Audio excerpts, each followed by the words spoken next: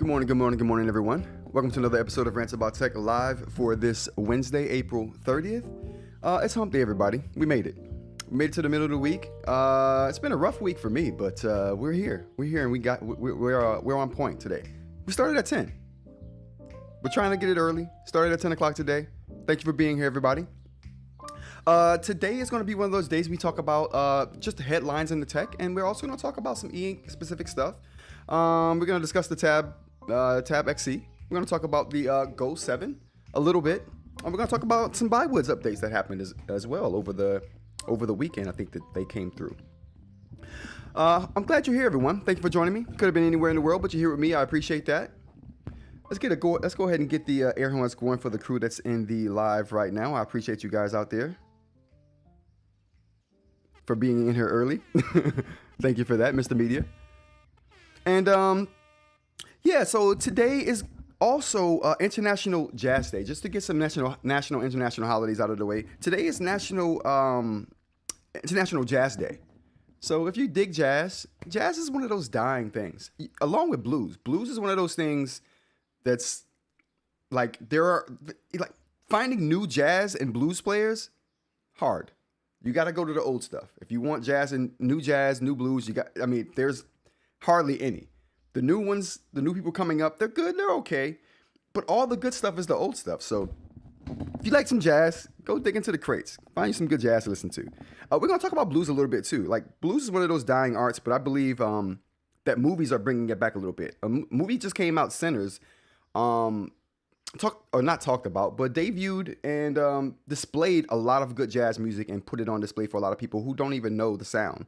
So I think that's really cool. So getting that recognition today is really good. National Oatmeal Cookie Day. One of my favorite cookies. Oatmeal cookies. You gotta love them. National Raisin Day. If you add oatmeal and raisins together in a cookie, you got something special. Raisin, oatmeal, good stuff. So both of those things being celebrated today. Let's go ahead and get I wanted to start some applause today, just to start the show. For everyone being here. We want to thank the members of the channel as well. If you are a chat member of the channel, thank you for being here. If you are a chat member of the channel and you're in the Discord, thank you for being there. If you're not a member of the chat of the YouTube channel, the join button is somewhere down there. Go ahead and hit that join button. Join for $1. Join the Discord. Discord link is in the member posts. Not even in the member post anymore. We got Discord open to everyone. So if you're just watching this right now and you're like, oh, this guy brought up some good conversation points. I wanted to continue this conversation after the live gets done. How could I do that? You go to the Discord. You go to the post in the YouTube channel, and there's a link in the post there for Discord. Click on that, takes you to the Discord. Someone there will take care of you, and the conversation continues. So take advantage of that. Sheen says raisins are a crime against oatmeal. So you don't like raisins in your oatmeal? Okay, no doubt. Raisin oatmeal cookies, I like the raisins in the oatmeal. But if I'm eating like oatmeal that's prepared like a cereal, no raisins in that. I can't do the raisins in that though. That's a little bit different. All right, what else we got here? We got yeah. So like I said, if you want to continue the conversation, can keep it going. The Discord is there to keep the conversation going after the live is done. Let's go ahead and get to the updates. So just to start some updates before I get into the actual tech news here. I'm not sure if you guys, like I said, Sinners is a movie that I want to watch now because I saw a review on it. I had to stop watching because it was a spoiler alert. I saw a review on it. It deals with blues music heavy, and I think that's really cool. But it instantly made me think of a movie some of the best movies that display blues in it.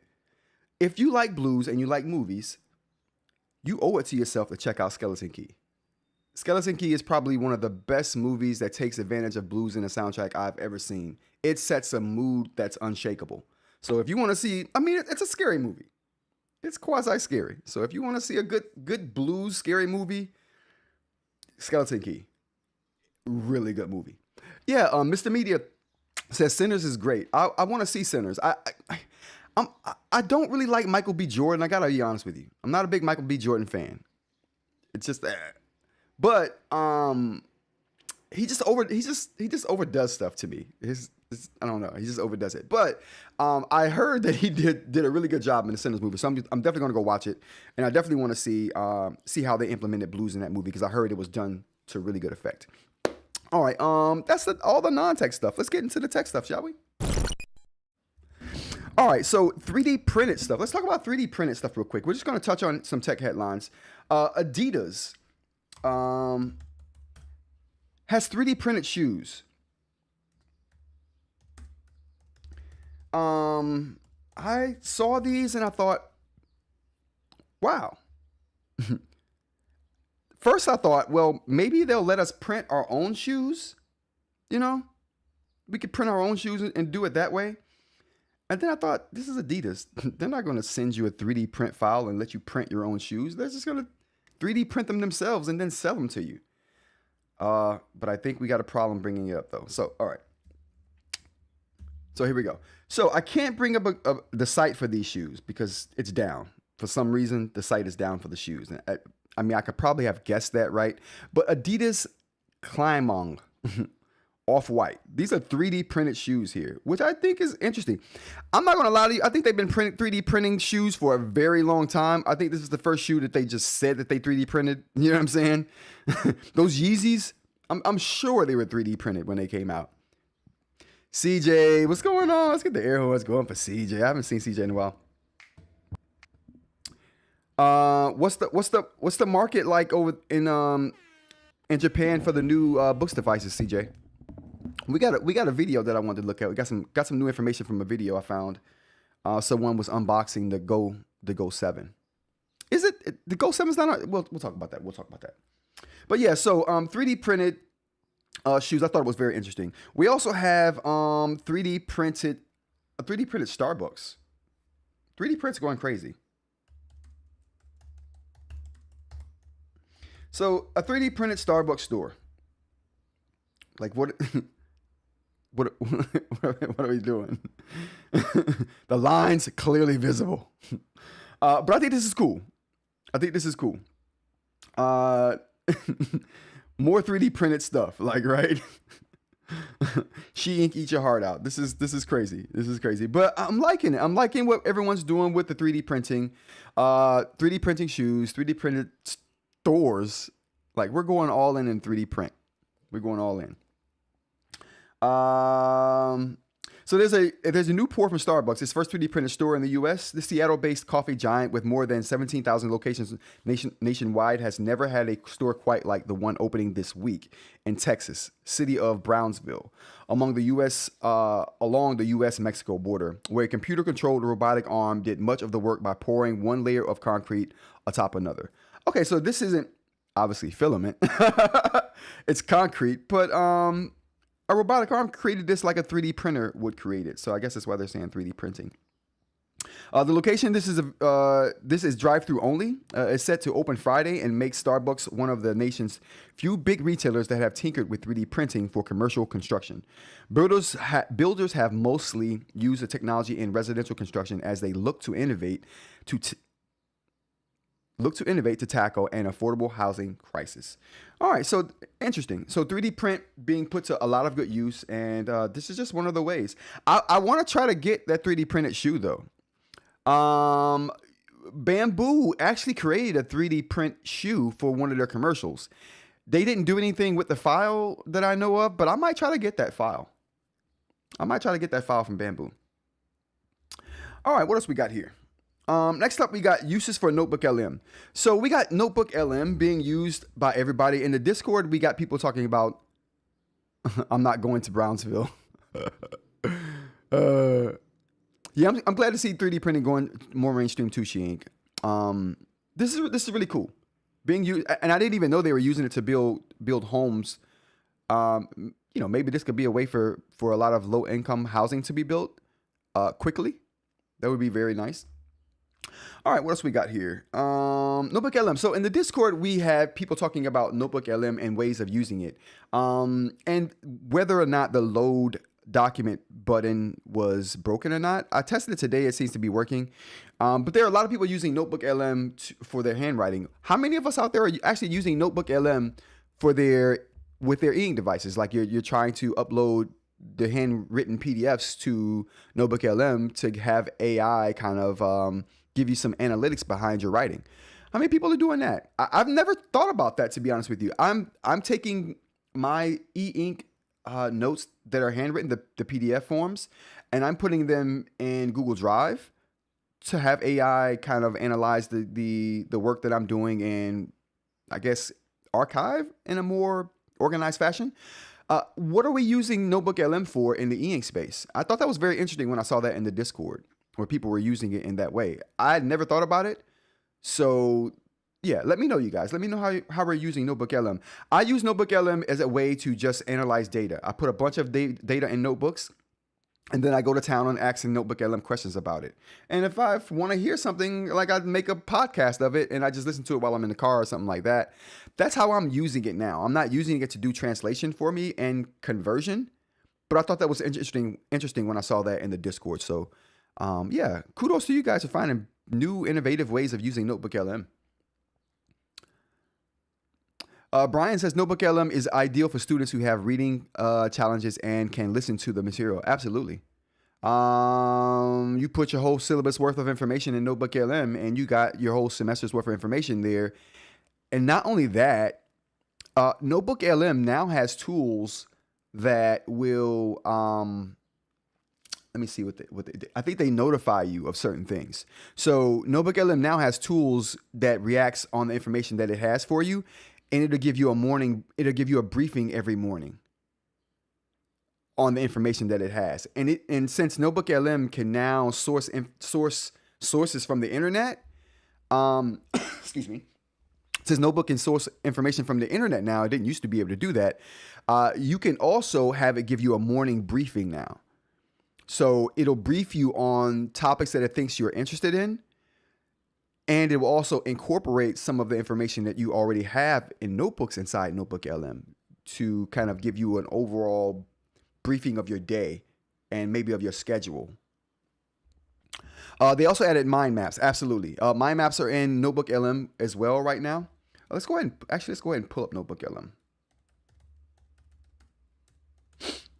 They've added a lot of new functionality to NotebookLM.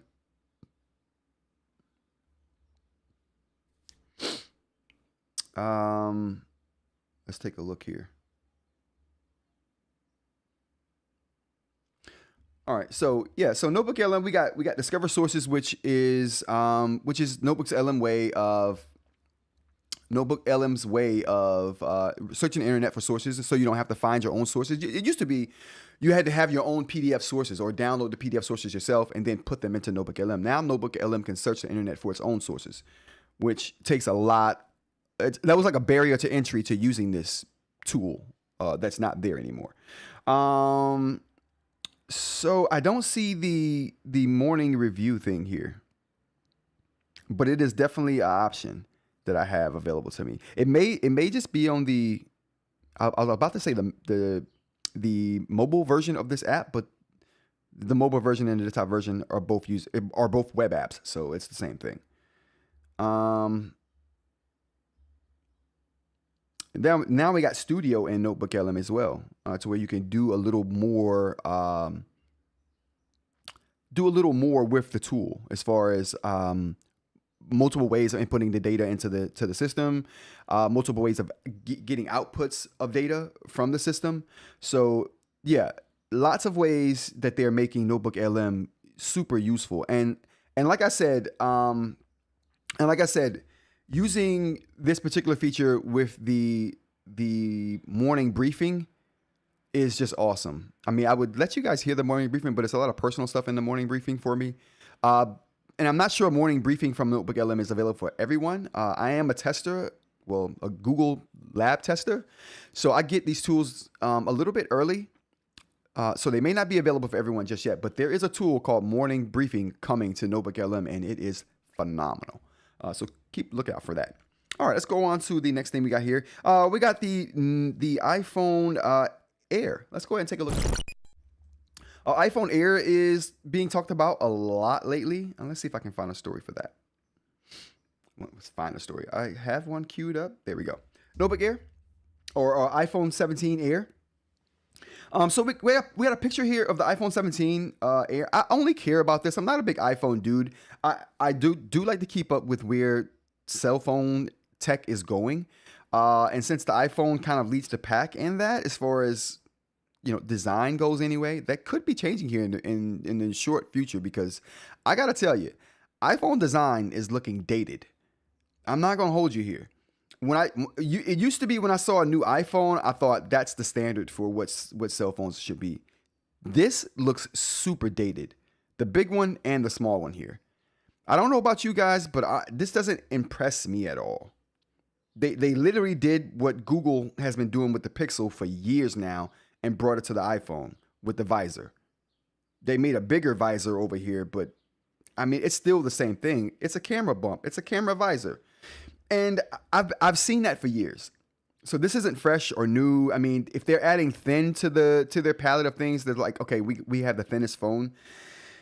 They're gonna have to do more than that to get me on board. They're gonna have to do way more than that to get me on board. But I did want to take a look at it. I'm not impressed. Are we impressed, chat? Are there iPhone owners in the chat right now who are looking at this like, I love that? Let's go to the chat real quick. We'll leave it on. We'll leave it on this picture right here. Brian says they also added mind maps. Yeah. Ed doesn't trust it. Yeah, Ed doesn't trust AI, period. Brian says, what I like about NotebookLM is that it limits the information based on sources you put in. So there's really no need to worry about hallucinations. That's one of the best things about NotebookLM. It's like your own personal model that you're building yourself. So now I won't go so far as to say it doesn't have any hallucinations. I will say that the chances of hallucinations happening on your own data on a limited selection of data is very low. Very low. Yes, eInk, I'm not impressed either. I'm not impressed. CJ says many people are waiting for the iPhone Fold. Nobody cares about that thinness. Word. I don't care either. They're going to have to bring more to the table than thinness. That Fold, though, is interesting. Absolutely. If I wanted, I'm a Google Pixel owner, but I love Pixels.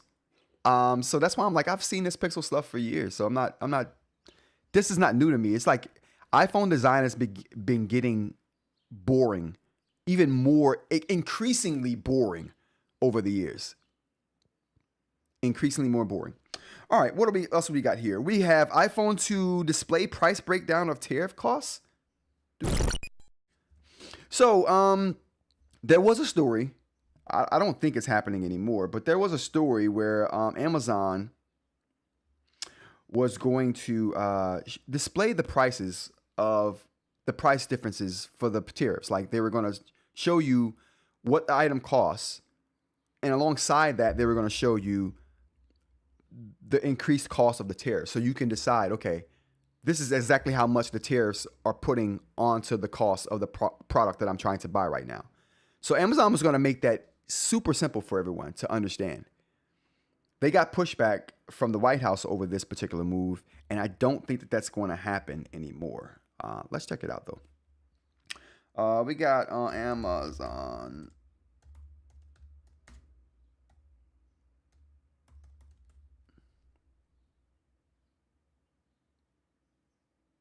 So let's find that story here.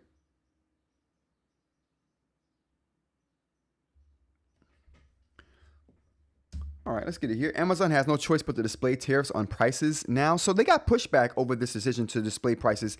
And why do I care about this? This is clearly tech related because, it takes money to buy these devices that we use. And 9 times out of 10, we're going to Amazon to get these things. So this is super pertinent to the tech space.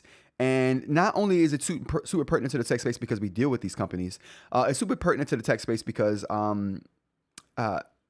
every company is dealing with these tariffs differently, right? And to know exactly what the cost difference is super important for your buying power, for your buying decision. So knowing this would have been super valuable to me, I'm sure to a whole bunch of other people. But the mere mention of doing this, no. Really? The Verge caught, you can't. Are you serious? The Verge is like, you can't read our article unless you wow, wow. Yo, the Verge is lost. They lost me. Seriously, dude? Okay, we're gonna have to find a different story on that. That's super surprising that the Verge is charging. I've been reading. Oh, probably because I've been reading a couple of Verge. I've been reading Verge articles all morning, so I'm probably reached my limit with them. But that's crazy. That's crazy. I'm not even a Verge power user like that, or am I? I might be. I might be. They might be right to stop me. They might be right to stop me. But anyway, they got pushback from the White House over the decision, calling it a political decision. I can understand why they would have framed it that way. But also, now that the public knows that that was going to be a thing, they almost might be compelled to just put the pricing in the listing anyway. Super interesting story. So I'm going to keep an eye on this and see where it goes. But that's information I would want to know, right, chat? I mean, I'm sure you guys out there would want to know how much more you're paying over the actual cost of the product because of tariffs, right? I'm sure it would have pissed some people off, right? Which is why, the White House doesn't want people to know those exact costs. But I think that's important. I mean, you can always do the math yourself, right? But then again, maybe you couldn't, because who knows what percentages are going into this? Who knows what actual items falls under what category for tariff costs and percentages. It's super complicated, people. They would have made it so easy to understand. They would have made it so easy to understand. CJ says maybe open it in a different browser. Oh, ooh, there we go.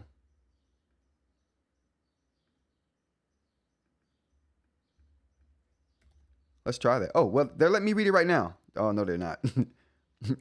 No, they're not. I hate using Safari, but let's see if Safari will. I don't know why I don't like using Safari.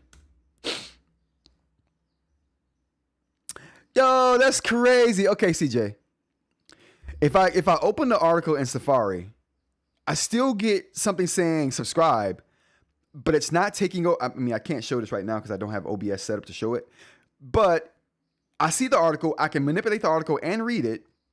But at the bottom, there's a banner that says subscribe. But that banner doesn't stop you from looking at the article and scrolling.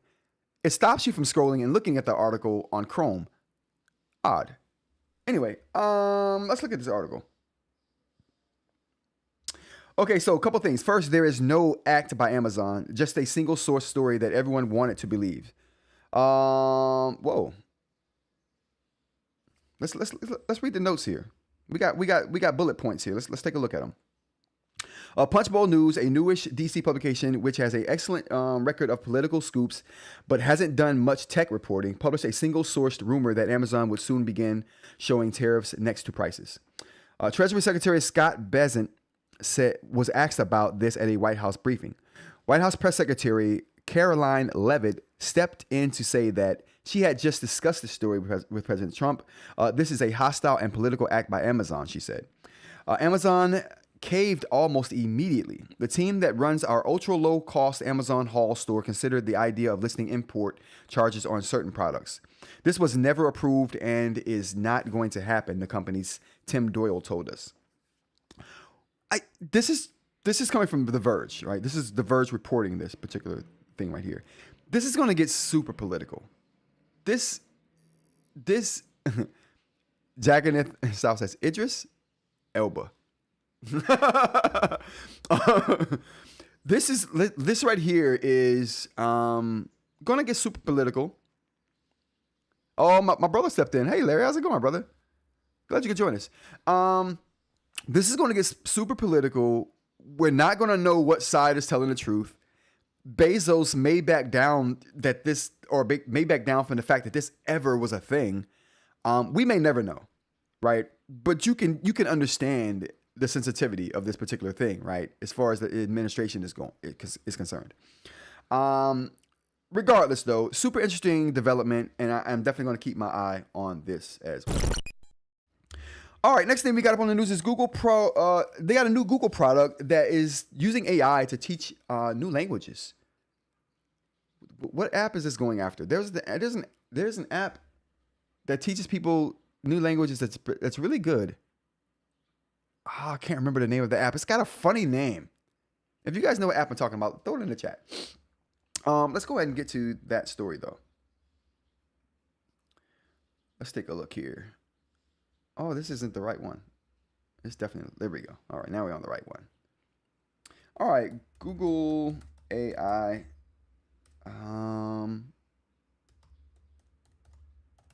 look at Google AI language.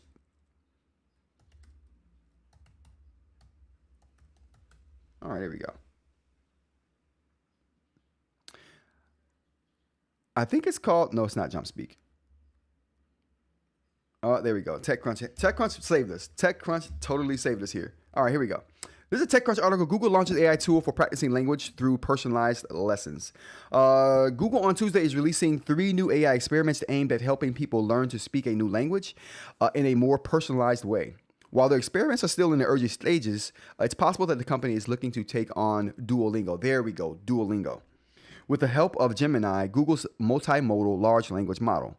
The first experiment helps you quickly learn specific phrases you need in the moment, while the second experiment helps you sound less formal and more like a local.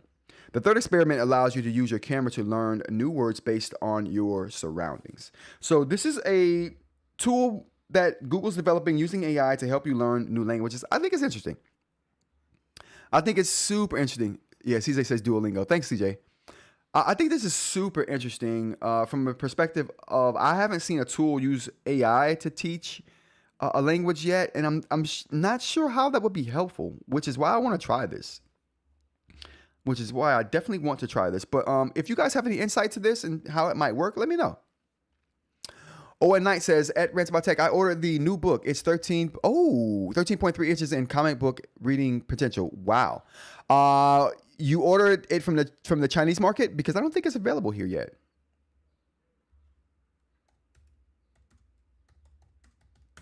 Let's look at the Boox Tab XC and see if it's available. It is available. Whoa, it's $819. $819. Yeah, I still got to get it. I mean, I have to get it. If for no other reason than to find out what this USI stuff is all about. I'm going to buy this and the Go Color 7. I said the Go Color 7. I mean the Go 7. I got to know what this USI stuff is about. I got to know the active response. Yeah, I got to order it. I got to get it. Yeah, I'll be reviewing this, you guys. I'll be reviewing this and the Go 7. I gotta see what this active stylus is about. If for no other reason than to talk crap about it properly. I mean, I'm gonna trash this thing. I'm gonna buy it to trash it. Let's get the trash out here. I'm literally gonna buy this to trash it. I'm sure it's gonna be this right here. I'm sure it's gonna be trash. What panel are we dealing with here? Do we know if this is Carter 1300 chat? Carter 1300 or 1200 on this? You know, I don't even care. What does it matter? If that active stylus is crap, I don't even care what the panel is. It could be 1200, which is the best 100 in my opinion. Yeah, I don't even care if it's going to be 1200 or not, 12 or 1300. The pen's going to be crap. I got to buy it just to talk crap about it. It hurts me to do that. The life of a YouTuber. You got to get stuff just to talk about it, even though you know you're not going to like it. I thought the same thing with the Tab, the Note Max. I was like, I'm not buying that. It's crap. I gotta buy it just to talk crap about it. But now I'm thinking I gotta buy it because it's good. Like I took the wait and see approach on this, and the consensus is it's probably pretty good. Voya released a video recently about this. Voya recently released a video talking about the Note Max was his favorite eInk device ever. It's a bold statement. Yeah, I was just talking about that, CJ. CJ says Voya made a new video praising the Note Max and the best eInk tablet. I agree with him. Tab XC is Kaleido and not even Wacom. I'll pass. I want to pass on it, CJ. I can't. I gotta buy it to talk crap about it. I gotta do it. Joel says buying the Go 7. Yeah, I'm buying the Go 7. Definitely buying the Go 7. I'm buying the Go. All right, so I'm buying the Tab XC. For two reasons. I'm buying the Tab XC because I gotta know what the active stylus is about. I want to talk about it properly, and I want to talk crap about it properly. So I gotta use it. And I want to see how bad the ghosting is. I want to see if Onyx has committed to the terrible ghosting road that they've gone down. They've gone down a road of ghosting that I'm not willing to go down with them. Legitly. And if they continue down this road of ghosting being worse than their previous, like how is the ghosting worse on devices, the new devices you made 6 years ago of ghosting's way better than the new stuff? How? Why? I mean, this may not even be a Onyx Boox thing. This may be an eInk thing, but who cares? They're the one putting it out. Owen says, "Excuse me, guys. I'm going to bully him into burning money. I'm burning money already. that money was burnt as soon as they talked about this." I can't wait for your rants on the Tab XC pen. Oh my God, CJ, the rants on that pen are going to be epic. You just wait and see. You think you've seen an epic rant? You've seen nothing. Nothing. It's going down when I get this thing in hand. Like, it's legit. I'm trashing both of these devices as soon as I get them. I'm going to unbox them, trash them, and what's going to happen is I'm going. It's like shoot first, ask questions later. I'm trashing it first, and then it's going to have to prove to me it's worthy of me going back and making a video talking about how wrong I was. That's how this is going to have to play out. This don't even get a fair shake from me. It just the active stylus, the ghosting problems. I'm sorry. I could deal with the ghosting. It ain't even a ghosting problem with me. It's a optimization problem for me.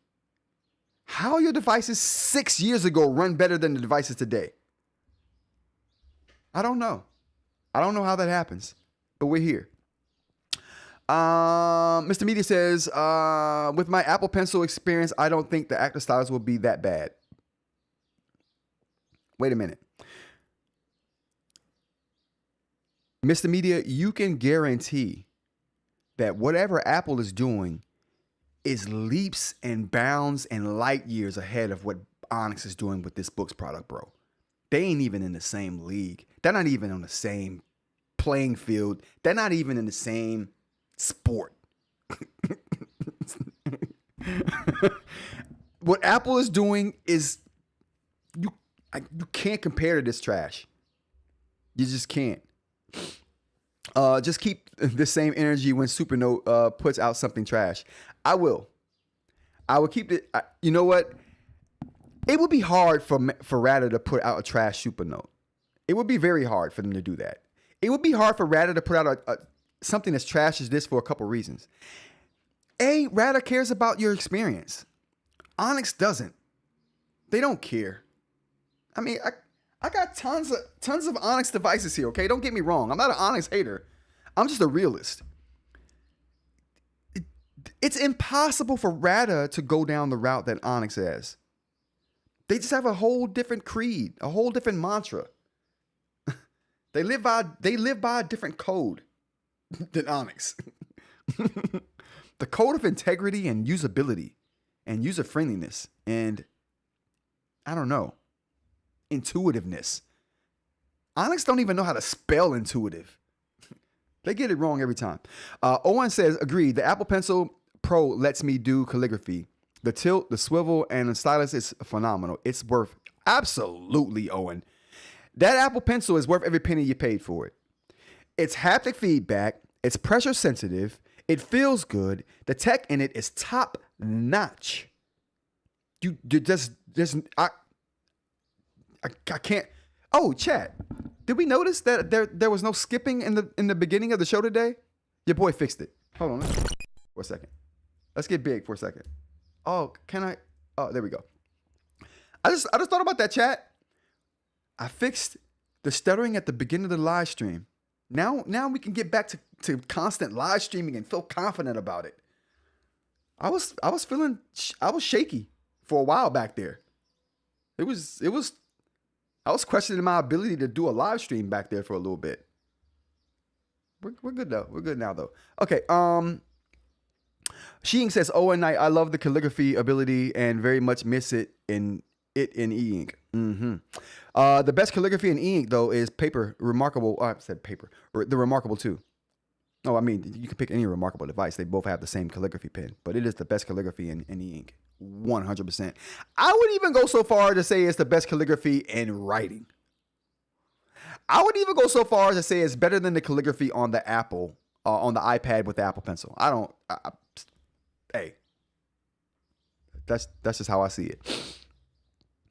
Thanks, Sheink. I appreciate that. It took me a while to get to this point in the live, and to have that stuttering throw me off, I was so mad. I'm like, out of all the things that could trip me up, like the stuttering just at the beginning. Owen says, I don't want Remarkable because it doesn't use Android. There's lots of drawbacks to the Remarkable platform, but there are a lot of advantages too. Joel says, but right now I'm going with books. Oh, hold on. Joel says, Supernote, the future, I think. Absolutely. Supernote is the future. I mean, they care about you and me. They care about us. They care about our experience. Onyx, not so much. Mr. Media says, and DIY zone, that probably is really just a money pit. The Manta doesn't have split screen, but you guys get excited about clip art. No, the Manta doesn't have split screen. I'm gonna be honest with you. I was about to say I don't use split screen, but we talked about that on the E-Team live. I don't use split screen because by sheer fact that I have so many eInk devices, there's just really no need to use split screen. But I can see that being a thing. If you had one device and you were like, I need to see two things. Yeah, that's a thing. I think we got to all the. Ooh, let's extend this chat. There we go. Bam. All right, there we go. We got to all the chat, I think. All right, so yeah, that's the thing. But we got more to say. We got more to talk about for this tab. This tab XC. But we got ahead of ourselves. I don't know who put me. I don't know. One of y'all sent me down this road, and you know how encourageable I am to tangents. You know. So let's go back to what we were doing. What else I think we were talking about the Google new language Google app. That's coming out. But we're pretty much done with that. That was just something I wanted to bring up because I thought it was interesting to caveat there to have AI in the mix of trying to learn a new language, and how would that go about helping you. I'm gonna try that app, and if there's anything interesting there, we'll talk about it. I know it was you, Owen. I remember now. It was totally you. I know it was you. Thanks for owning up to it.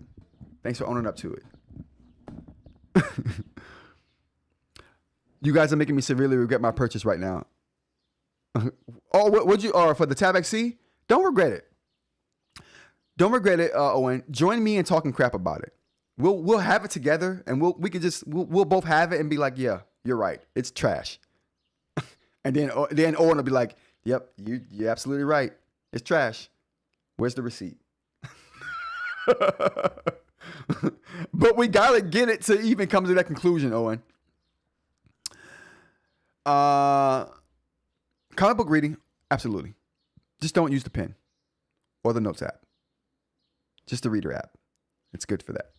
What else we got here? I think that was it. Oh no, that's not it. New Google. Actually, Google. Yeah, we talked about the Google. Not translation, but the Google Language app. Discord CEO stepping down. All right, so this was another thing. The Discord CEO stepping down from Discord. Now, I initially thought when I read this story that what's going on with Discord. I love Discord. If you don't know, join us in the Discord. If you want to continue this chat that we're having right now about eInk devices, join our Discord. First, go join the YouTube channel. It's 99 cents. Just join. Don't even think about it. It's an impulse purchase. Just do it. When you do that, go to the member post or just go to the post whatsoever. There's a link in the post for Discord. Join us. Matter of fact, I'm about to make a post right now. Join us in the Discord if you want to continue this conversation. Can I do it? Oh, I can. We're doing it, you guys. We're headed to the YouTube studio right now. We're about to throw a link to the Discord in there right now. Can I make a link right now? Feel free to chat amongst yourselves while I make this link real quick. Feel free to chat amongst yourselves while I make this link. Can I do it? Invite people? Oh boy. We're almost there, you guys. Invite people. Copy the link. Got it copied. Oh boy. Oh boy. Now what we do? Take it over to the YouTubes. Oh, can I do this right here? What do we got in the chat? Don't mind me, chat. You talk amongst yourselves. I'm just putting this post up. Just don't mind me at all. Post going up, but it's a thing. Oh, there we go. Okay. Create post. Thanks, chat. You guys are the best for holding it down right here. Oh, join us on Discord.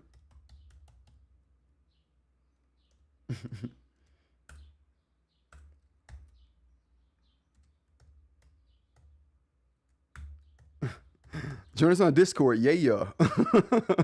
That's what the post says. And Discord link. There we go. All right. So now, if you want to join the conversation, this conversation, after the live is done, and you're like, listen, I didn't get enough of that. I want to continue this conversation with people who are talking about it. Join the Discord. We're in there all day talking about tech, eInk, 3D printing, what eInk had to eat last night. We're on it. Okay. We're on it. We're on it. So join us. Definitely. Joe says, okay, that's weird.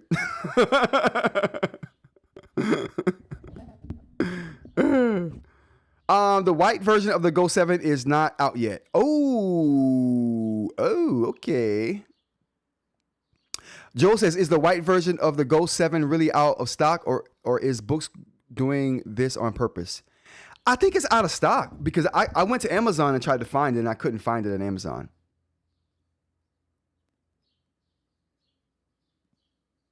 Well, maybe they're not out of stock, but they're definitely not on Amazon yet. The Go 7s. Because I tried to go buy one this morning, and they didn't have it. I didn't even think to go. I refused to buy from Onyx's website because if something happens, I don't want to go through the headache of trying to return this thing to them. Absolutely not.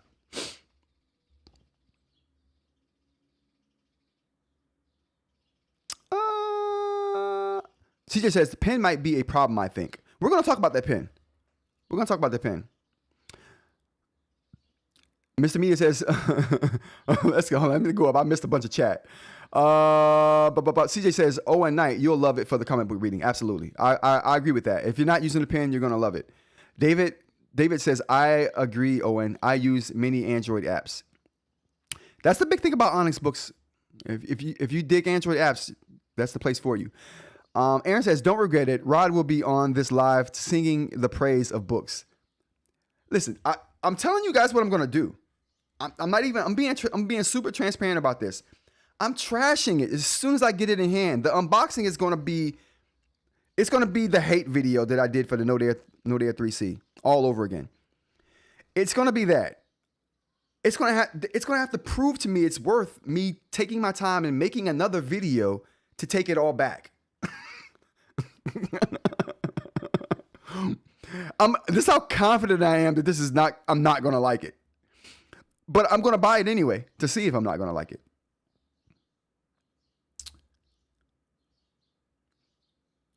Owen says, as for the Google language, it's doomed for Google graveyard. But part of the larger picture, the rumor is that Google had a breakthrough or three in conversational modeling. I would not disagree with that. The way DeepMind's CEO has been making the rounds on the news channels these days, like he's been on 60 Minutes, he's been on the New York, he's did an article with the New York Times. This guy has been everywhere talking about Google's new AI models. He ain't on a press run for no reason.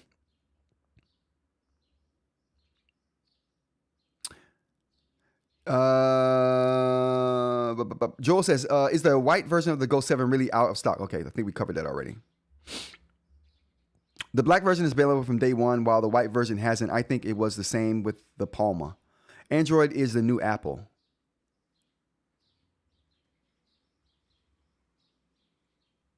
That's a hot take, BM. That's a hot take. I like it. Keep them coming. Keep them coming. Anyway, Discord CEO stepping down. Now, when I first heard that the Discord CEO was stepping down, and like I said, I love Discord. I think Discord is an awesome service. I use it. I think it's one of the best places for creators and their audiences to kind of like have back and forth, to have discourse.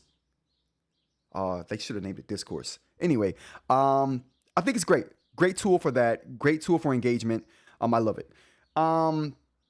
Anyway, he stepped down from the company this week, and I thought, wow, that's bad. That's not good for Discord if the CEO is stepping down. Then I thought, well, the CEO stepping down is probably a good thing, because that means he's handing the company off to someone more capable than himself, or he got to a point to where it's successful enough, and he's like, okay, it's doing its thing. I can go and do something else. I can definitely go and do something else. So that's what he did. So he was going to do something else. So we got a new CEO at Discord. I think he was a Discord of another company. I think he was a CEO of another company.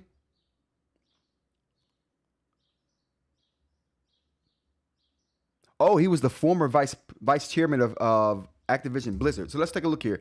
Humam Saknini.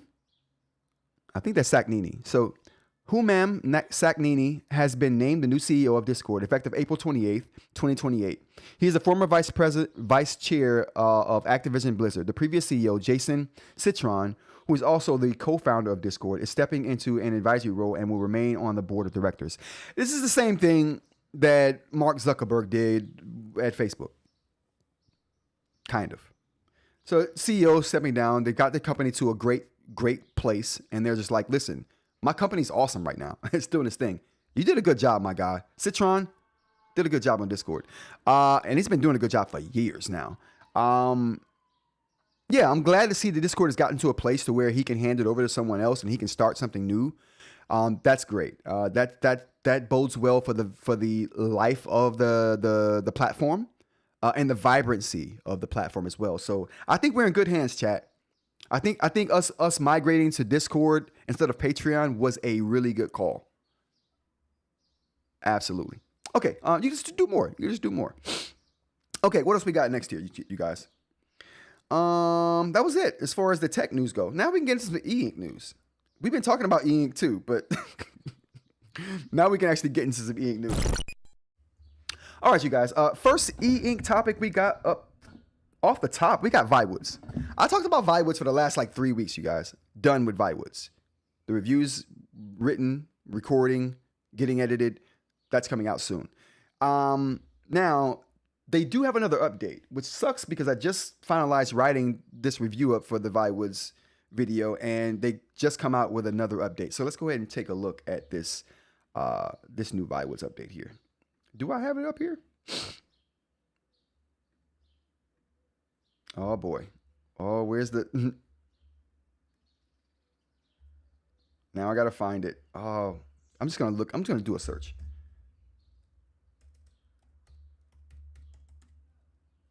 Update 3.6. So we got update 3.6.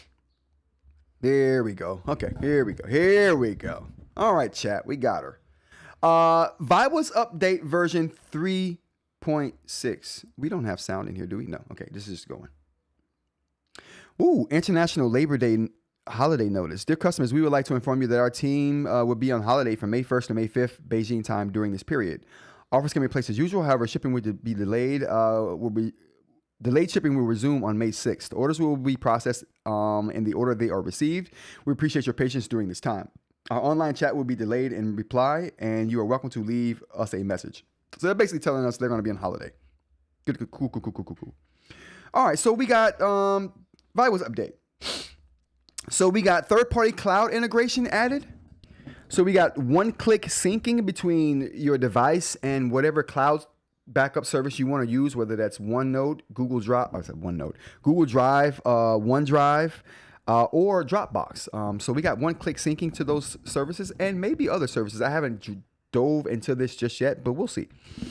Allows importing as well, so you can import, not only sync and back up your stuff to these online storage services, you can also take files from these services and import them seamlessly to your device. Now that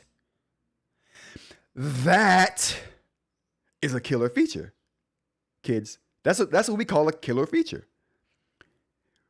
When you can export and import seamlessly without a problem, without needing an extra app, without needing to jump through hoops, without having to connect to the separate IP, without having to do this, that, and the third, call your grandmom, tell her you're coming by, have the pie ready, and you ain't got to do none of that. One click. I love that. That is a killer feature. I mean, the thing is with your devices, they all pretty much do the same thing, people. They all pretty much do the same thing. But there are certain things that each device, certain tools that each device has that makes it worth them existing.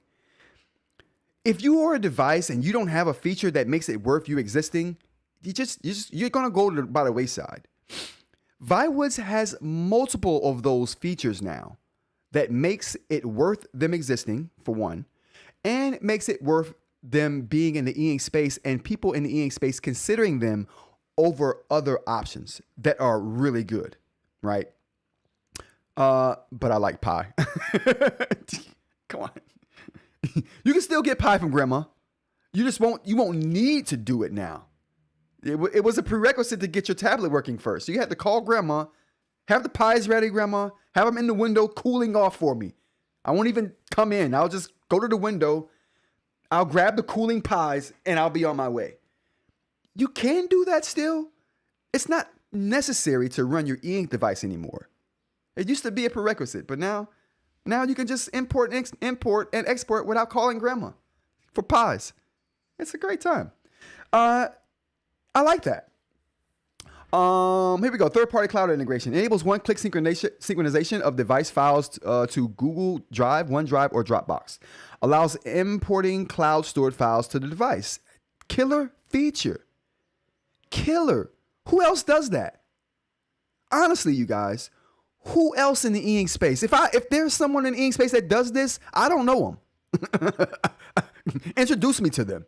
Okay? I don't know another company that you can do that. I've been trying to do this and trying to find workarounds to get this done for months. They're just doing it. OneNote handwriting optimization. So now they've optimized the handwriting if you want to use OneNote to write your notes in. They've optimized the handwriting for that. Come on, man. Now that's a feature that other people have, but so it just brings them up to the standard, right? They're covering their bases here. I like what Viwoods is doing. I'm not gonna hold you guys. I'm not totally sold on using the Viwoods AI paper over, say, the Supernote or my books products. I like it. I use it. It's not replacing anything for me, though. With these features,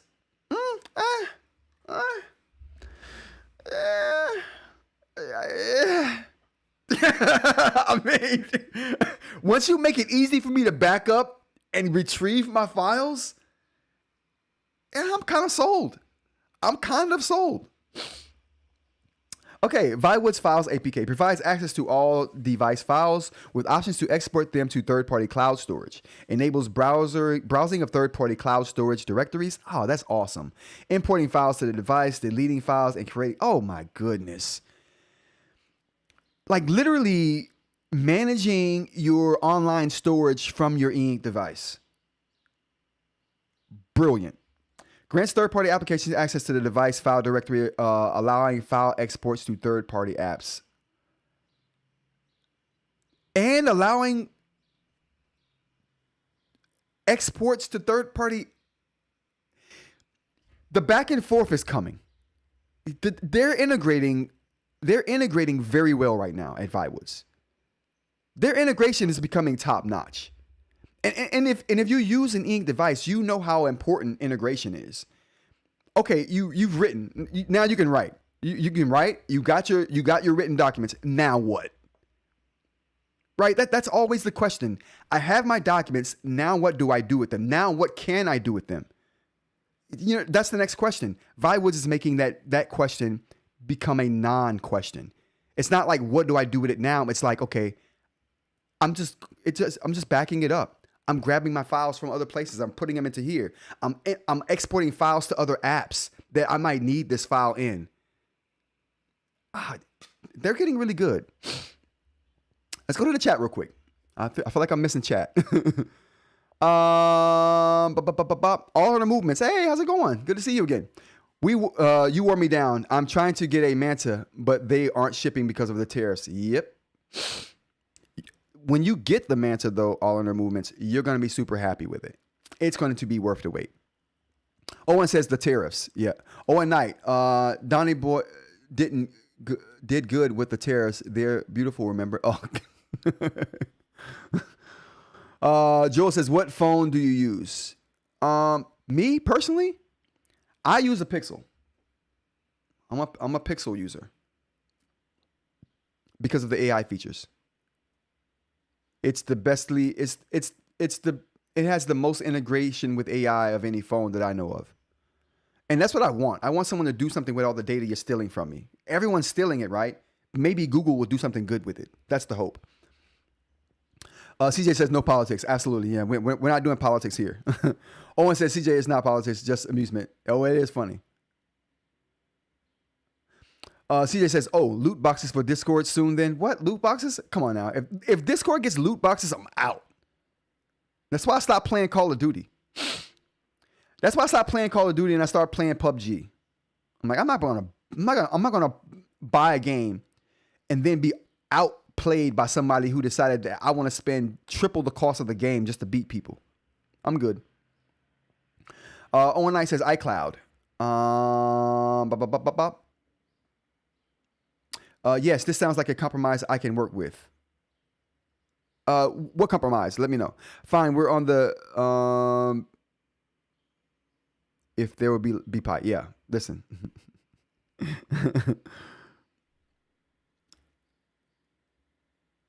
There will be pi.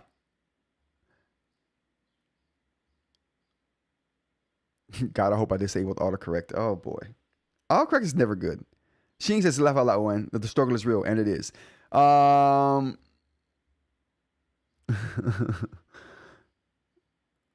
Sheen says I would have picked Viwoods over Supernote if this was a feature at the outset. Yes, if this was a feature in the outset, Sheen, that would have made my outlook on Viwoods way different. I'm telling you, this is a killer feature, like legit killer feature. Let them have pie instead of cake, Owen. Who said that? There was a French revolutionist who said, let them have cake. No, it wasn't a French revolutionist. It was a French monarchy. A French monarch. Oh, it was not a good decision to say, let them have cake. I know that. But definitely let them have pie. Let them have pie, though. All right, there we go. Yeah, so I think this is a cool feature. Ooh.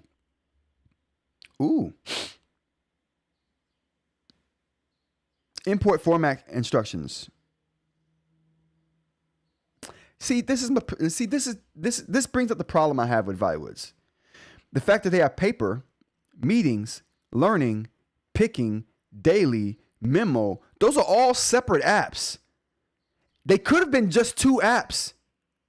Paper could have incorporated meeting, picking, and daily, and memo, and then have a separate app for learning, because that's essentially the PDF reader, the reader app.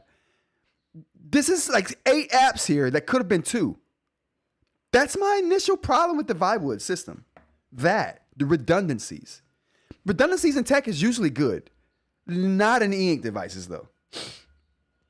What else we got here? LAN transfer. Ooh, enables fast file transfer between devices within the same local area network. Okay. I like that feature. That's something other devices have had for a while. The eNote has this. That's my preferred way to import and export. As a matter of fact, that might be the only way to import and export data on the eNote. Regardless, though, the eNote has this. It works very well. I like this feature. Learning section. PDF functionality upgraded with a new library supporting text highlighting. Added support for MOBI and AZW file formats. Is that AZW an Amazon format? Ooh, paper section. Introduce subfolder functionality for associated editing capabilities. Now, I like that. Subfolder's good. It's looking like the Remarkable, though. I ain't gonna lie. It's starting to look a lot like a Remarkable. What do we think, chat? Look at this. Look at this screenshot right here. If you squint, you might think that's a Remarkable too.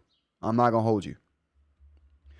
Daily selection. Notes from paper and meetings can now be linked to specific dates. That's interesting. We were talking about that in the Discord last night, I think. Talking about connecting notes with certain days and events.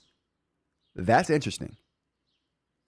Optimized navigation bar display. Added event creation shortcut to top of the monthly and weekly views. If they've made the calendar better, I'm in, because it was already the best calendar app on the market. Weekly view now supports calendar synchronization, even display. Now, you know what? I'm wondering if they allow, because before they didn't show you any of your, they had you connect your Google Calendar account to their calendar app. I thought they did that so you could create Google Calendar events on your eInk device and see your Google Calendar events on your eInk device, but that's not how it worked. I'm hoping that this update fixed that. We'll see. This update changes my mind. Now I might have to rewrite my AI paper review. I'm not gonna hold you. I might have to rewrite my AI paper review because of these new things have changed my take on it. This device may be more essential than I gave it credit for initially. I mean, I could only work with the information that I had, right? But this is great. AI section supports exporting AI-generated text in HTML form. Ooh, HTML format. Now that's interesting. Home introduced a third-party cloud synchronization button. Okay, allows apps in the app section to be added to the homepage display. Added Viwoods file APK shortcut to the sidebar. Daily now supports viewing records from the past 3 months in the homepage. These are all great additions, you guys. Drop down quick access. Added WLAN transfer shortcut. Added quick access to memo, enabling users to jot down notes without leaving their workflow. Ooh, sounds familiar? Sound familiar to me? Sounds like a Supernote feature I know. System language. Added support for Russian and traditional Chinese. Adopts date formats based on selected language. Settings. Added anti-aliasing toggle. Interesting. I like it. Anything that makes the handwriting look better. Via transfer web. Display login account information and optimizes the menu bar. Refined web interaction logic for importing and sharing files from devices. Bug fixes. Okay. All right. I like that update. That is a solid update. That is a super solid update for Viwoods, you guys. Antoinette. Whoa. Marie Antoinette. What are we talking about, brother? Fill me in. Oh, you guys are talking amongst yourselves, not me.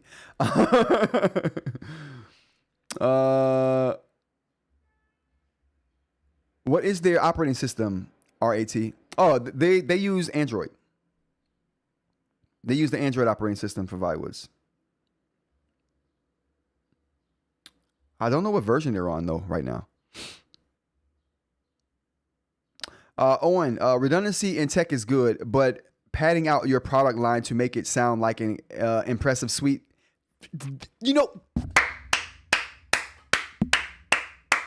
You know what? Let's get the applause going. I'm glad you said that. I've been trying to find the words to describe how I felt about this, and you just hit the nail on the head. You got to get the applause for that. Matter of fact, you got to get the air horns. Oh, and you got to get the air horns, and you got to get the applause for that. Thank you. Thank you. I appreciate that. I've been trying to find the words to describe how I feel about this. You just did it for me. So let's read that again. Owen says, redundancy in tech is good, but padding out your product line to make it sound like an impressive suite is inefficient.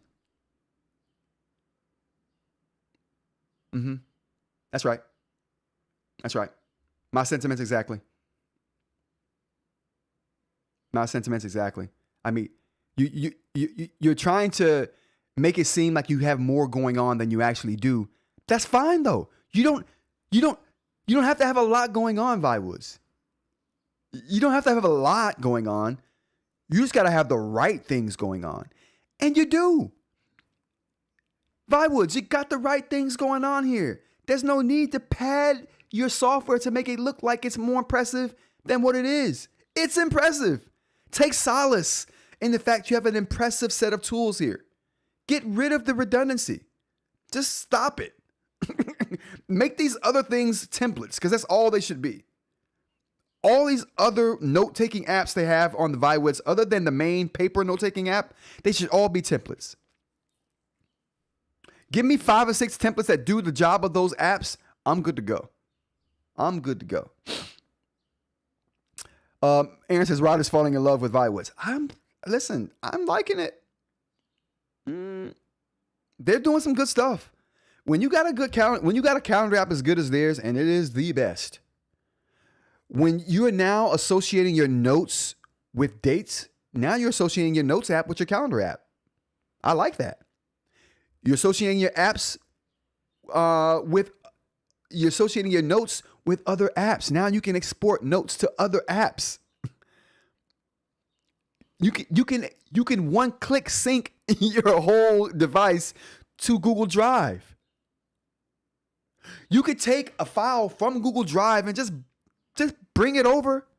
Just bring it on over to your Viwoods device. It's seamless now. That is a good set of tools. Because import-export is the bane of my existence when it comes to eInk devices. How am I getting stuff off? How am I getting stuff in? They've made it super simple.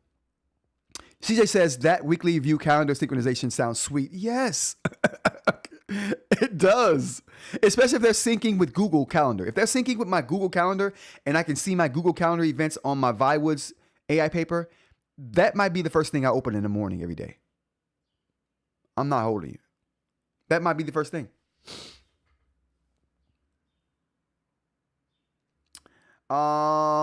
Sheen says, I think I'm falling. Absolutely. Especially because they have both sizes. There we go. They got the small and they got the large. I don't like that the small one ain't Mobius, but I don't like that the small Nomad ain't Mobius. So, I mean, that's same. I am also very interested in the side-by-side view on the XC. Looks like it could really help me learn. Big screen. So it's a good screen for it. Yes, as Ed would say, linking between notes, calendars, to-dos is one of the best things the Supernote does for productivity. And this is starting to encroach on those tools. I'm super glad they're going with it there. I agree with you, Sheen, 100%. All right, what else we got here? We have Tab XC. What to expect? All right, so we got the Tab XC. It's out. I didn't know it was out, but you can buy it now. I will be buying it. We will be reviewing it. We will be talking big crap about the pen. This pen is going to get... This pen going to get the beats. That Inkspire pen getting the beats. Mashup Mike, how's it going? What's going on? Let's get the air horns going from Mashup Mike. Thanks for joining us. Tab XC. First thing we're going to talk about is USI. Why? Why are we doing USI? Let's go back here.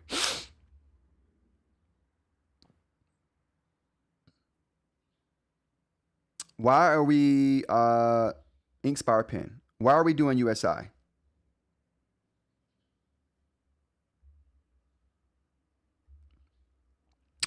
We got the same 4096 pressure levels of sensitivity and tilt sensitivity that we got in Wacom. Supports magnetic wireless charging. Wacom doesn't need charging. Replaceable stylus tip. That's a consumable part that you won't be able to put a non-consumable part in unless someone comes along and makes one. Includes haptic pressure sensor to provide tactile feedback during use. Okay, so we got that figured out. I know what this is, you guys. Let's talk about it. So, the last live we did, we talked about what this haptic feedback could be. What is it about? What could it be? I not figured out. I saw a video that talked about the haptic feedback. The person that was using it, it was a video from someone in China who had gotten their hands on one, so it's not in English, but obviously captions. We know what's going on. The haptic feedback goes off when you're writing. What? What? Why? Why is my pen gonna be vibrating when I'm writing?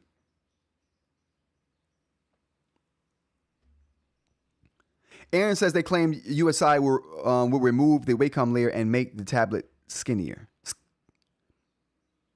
I don't agree with that. I don't agree with that at all.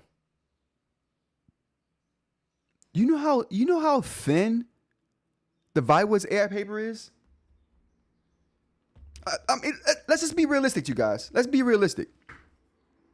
Let's talk about this for a second.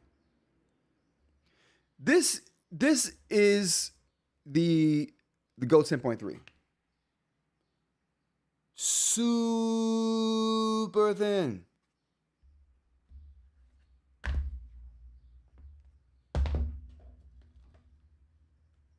This right here is the Remarkable 2.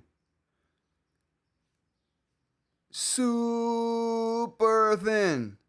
Super thin. These are the two thinnest devices on the market right now. No. Oh, no, where's the Viwoods at? The Viwoods is legitimately the thinnest one on the market. Here we go. This is the thinnest device on the market, everyone. Here we go. Viwoods AI Paper Chat, thinnest eInk device on the market. Guess what technology went into making the thinnest eInk device on the market? It ain't USI. It ain't USI. It's Wacom. The Wacom standard was responsible for the thinnest eInk device on the market. So to come back and tell me that you're using USI to make the device thin, au contraire, because I think I have the thinnest eInk device on the market right now, and it's Wacom. It's Wacom. So I don't buy that thinness argument. I don't buy the thinness argument at all. You know what argument I do buy? Cost. The USI standard is an open standard. You don't have to pay to use it. You can develop it for yourself. You can take the open source code and just do what you want with it. Anyway, I right now, I can go and create me a USI standard pen for free. I mean, it's going to cost me materials and all of that, right? I can do that for free. It don't cost me a dime. So to tell me, yeah. But if I want to use Wacom, I got to pay Wacom. I got to pay them a licensing fee to use their technology. eInk is being greedy. They're like, we know the superior technology is out there and everyone's using it, but we want to save some money. So we're gonna start putting a USI standard in our eInk devices. And you know what's the problem I have with this is this, you guys. Let's go to the chat real quick.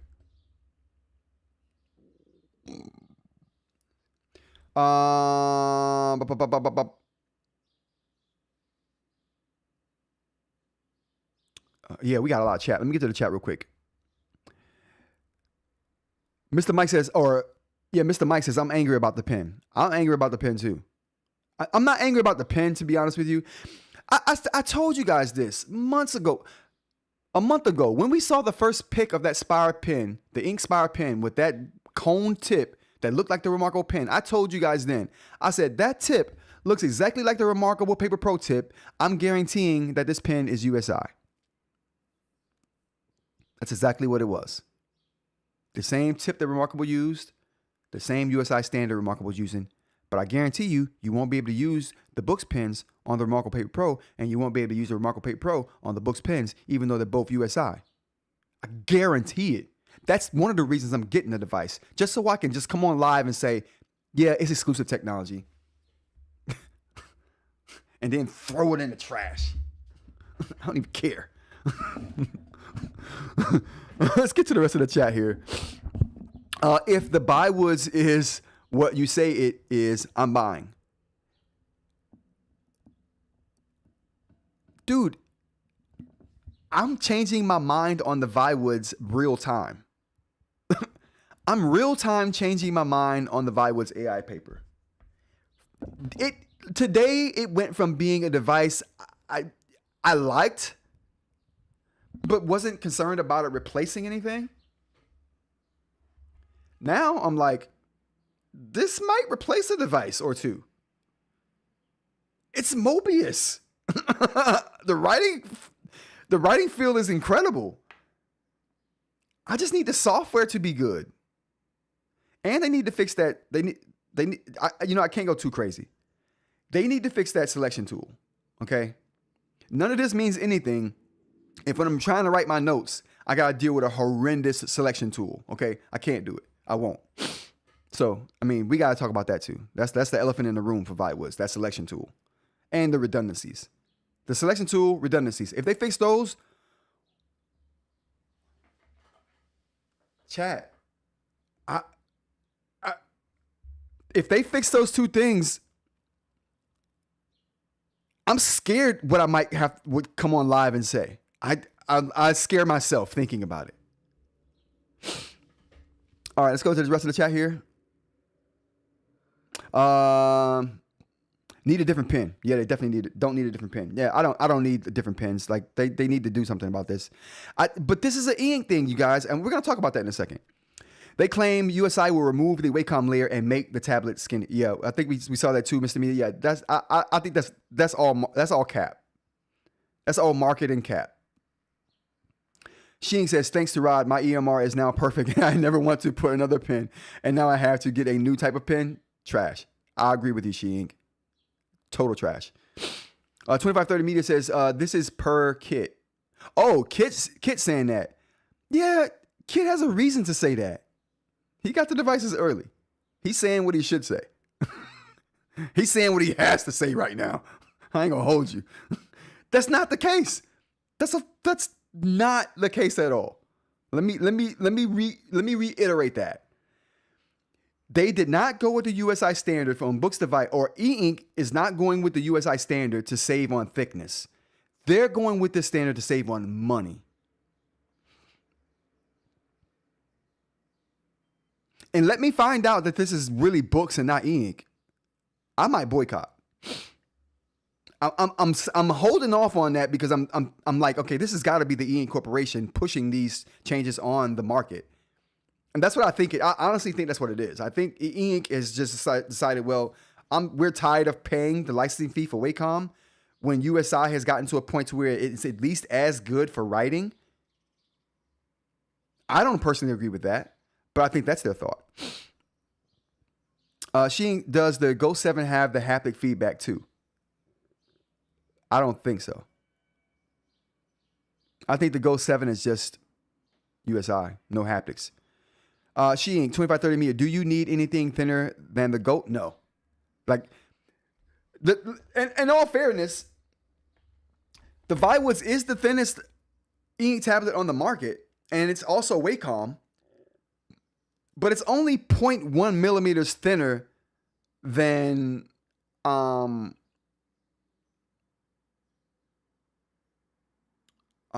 than the Go 10.3. 0.1. We're not talking about a lot here, but it is thinner. Sheen says, CJ says USI is only for cost reduction. Agreed, CJ. 100% agreed. This is all about cost. It's not about making something thin. It's not about USI being better, because it is not. This is about them not wanting to pay Wacom that licensing fee anymore, and USI has gotten good enough. It ain't the best. It ain't even good. It's just good enough. And they're like, okay, USI is good enough. It's free. We're using that. Nah, bro. You're adding a layer for light. Those don't have a light. Well, light or no light, that's something that would be there regardless of what standard you're using, USI or Wacom. CJ says, I have a Nova Air 2, but I'm interested in the Go 7. I can't wait for your review about the device in general. Oh, yeah. I want to see what Sheen has to say about this Go 7. I lied. If you need an Ink 6 pen, we can order them today from Hong Kong. Oh, wow. Getting a price for shipping to US. Awesome. Let us know, Sheen. CJ says, I saw that kit video. I think it's BS too. It has nothing to do with thinness. No. Kit's saying what he has to say because he got those devices early. Shout out to Kit. No shade to Kit. I'm just saying, like, it's clear you have to do and say certain things when you're getting stuff when you're not getting stuff early from Onyx. They want you to say and do certain stuff, which is why I stopped dealing with them. I don't want to say and do anything you need me to do and say. Send me the device. Just send it to me and then leave me alone. I'll make videos on it for sure. Good or bad, I'll make some videos on it. And most companies are cool with that. Most companies, that's the way they want to do it. They're like, yeah, we'll just send you the device. If you make a video, you make a video. If not, whatever. I like that. I like that approach. She Inc. If they were shipping to the US, it would be $90-ish for case on pen. For case on pen on top of the device cost. No shipping to US, but at least they are back in stock in Hong Kong. Yeah. Mashup Mike. The decision to go with USI is absolutely obscene. I wouldn't be surprised if they just did it because the Remarkable Paper Pro has it. Wacom adds almost nothing to the thickness. Right. I agree with that, Mr. Mike. I think the Remarkable Paper Pro encouraged them to do it. Like, they looked at the Remarkable Paper Pro and was like, oh, there was no backlash over that? No one's complaining about that? Huh. Again, though, you guys, I don't think this is a Onyx Boox thing. I think this is an eInk thing. And as such, I think this is something we're going to have to deal with all devices eventually. It's a scary thought, right? I honestly think this is something that we're going to have to deal with every device on the market. Eventually, eInk will run out of devices, or eInk will run out of displays that have Wacom layers on them, and then they'll be sitting on a pile of displays that have no Wacom layer, and they'll start putting USI on those particular screens, and that will be the standard going forward from the eInk Corporation. That's a hot take from your boy. I don't have insider information on that. I could be totally wrong. Don't quote me on that. This is what I think. Mr. Mike says this. We got it right. Did you feel this way about Remarkable? No. Okay, so I didn't feel this way about Remarkable, Aaron, and I'll tell you why I didn't. I wasn't up in arms when Remarkable did it. I wasn't up in arms when Remarkable did it for two reasons. I say two. I don't even know if I have two. I probably have three or four. The first reason I wasn't up in arms about Remarkable doing it is because they were using a different screen technology. They gained a bunch of leeway from me because of that. They were going with Gallery when everyone else was using Kaleido. And I thought, okay, this new technology, the Kaleido technology, probably just works better with the USI standard. There's some benefit to them using USI over Wacom for this display.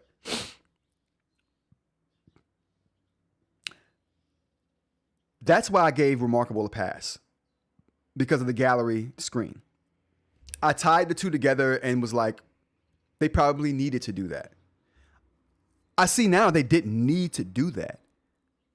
This was that now I'm looking at that as that was a play on, again, I don't think that this is coming from the manufacturers. I don't think this is coming from Remarkable or Onyx. I think this is coming straight from eInk, the eInk Corporation. I think that when Remarkable came up with the gallery screen, the cost was such that they were like, well, we need to save some money somewhere. We can save some money if we just make all the screens USI. That way, the extra cost of having that gallery screen in this display or this device doesn't hurt so bad. That's the thing. So those are the reasons why I gave Remarkable a pass, and I wasn't up in arms about them using USI gallery. Mr. Mike says Kit doesn't have the device. Oh, he don't. So Kit was just talking about the device.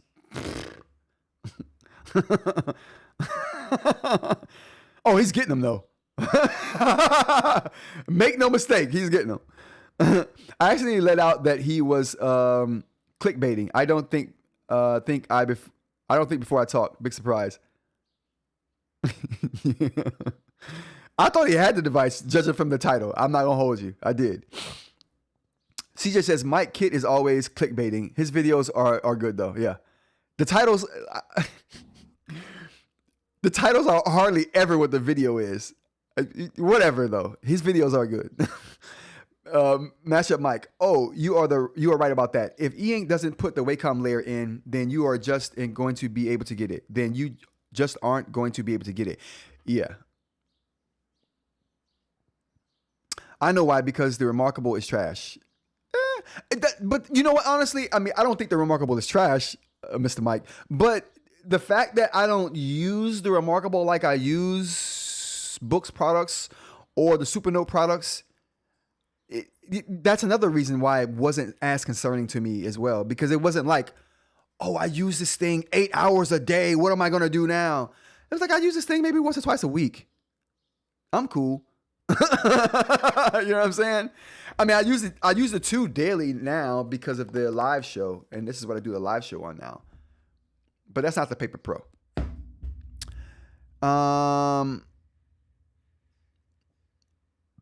Mr. Mike says, oh, yeah, we don't even know if Wacom can be used with gallery, right? We don't know if Wacom can be used. Well, the chances is it can be used with gallery, right? The fact is to what end, right? How good is it? What are the drawbacks? What are the concessions you're having to make because they're using gallery? We don't know that. You know, they don't put that information out there, and we don't know. The speculation for me would be simply they needed to do it for cost. At this point, it's all about cost for me. USI is the cost alternative. It's the poor man's Wacom. I ain't gonna lie to you. That's how I see it right now. All right, let's go on. What do we got here next? So we talked about USI and why. Cost is why USI is being put in these eInk screens. Is USI better than Wacom? Absolutely not. Absolutely not better than Wacom. Stability, consistency, the fact that Wacom doesn't need to be charged, right? No wobbly lines, super good line quality. Yeah, Wacom's better. Does USI lead to thinner devices? We answered that question. No, USI does not lead to thinner devices inherently. Could it? Possibly. It's not an inherent thing that happens because you're using USI. As we just discussed, thinnest eInk device on the market, right here, Wacom. Is USI device specific? It can be. As we saw with the Remarkable Paper Pro, the USI standard was used on that device in a way that was locking out all other USI pins. Now, it turns out that the S Pen that comes with the Samsung Galaxy S Ultra 25, Galaxy S25 Ultra, that bam, jeez, that was confusing. They need to get simpler with these device names. Anyway, the new Galaxy S25 Ultra comes with an S Pen. That S Pen is USI, and that S Pen actually works on the Remarkable Paper Pro. So there is some cross compatibility, but largely USI is being used as an exclusive tech. Why is it being used as why can it be used as an exclusive tech? Because the code is open source. So that means you can lock out other devices that don't meet the specifics of the pen that you're using.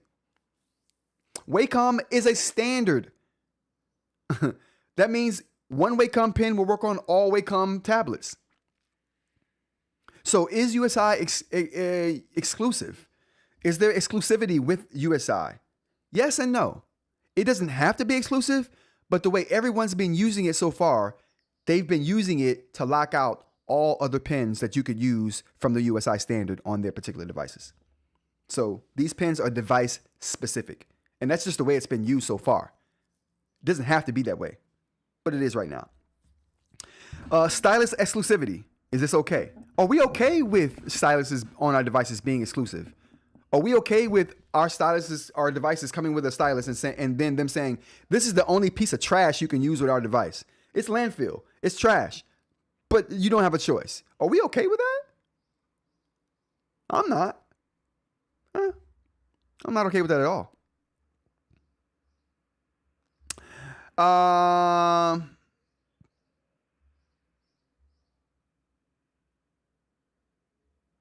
What else we got here? Oh yeah, CJ. CJ says, that's a good question. If you need a different pen for each device, that's a burden. Yeah. but think about it like this. Not only is needing a different pen for each device a burden, what happens when that pen breaks? You don't have an option but to go buy theirs. You don't have a cheap option. You know what I'm saying? There's no, oh, I broke my pen. I can't afford their $90 pen right now. Is there a $30 option? Yeah, there are $30 USI options. There's $20 and $10 USI options. Can you use them on the device you're using though? Probably not. Probably not. And that's where this comes. That's where this problem comes in at. You guys care about modularity. You guys care about repairability. You guys care about sustainability. USI is not sustainable, modular, or did I say sustainable already? If I didn't, sustainable. Okay, let's get going. Yeah, I don't like it. I don't like it at all. Go Color 7. Is it available now? I mean, it's available on the site, right? But it's not available on Amazon. And like I said before, I'm not buying none of these devices unless it's on Amazon. I refuse to buy from books directly.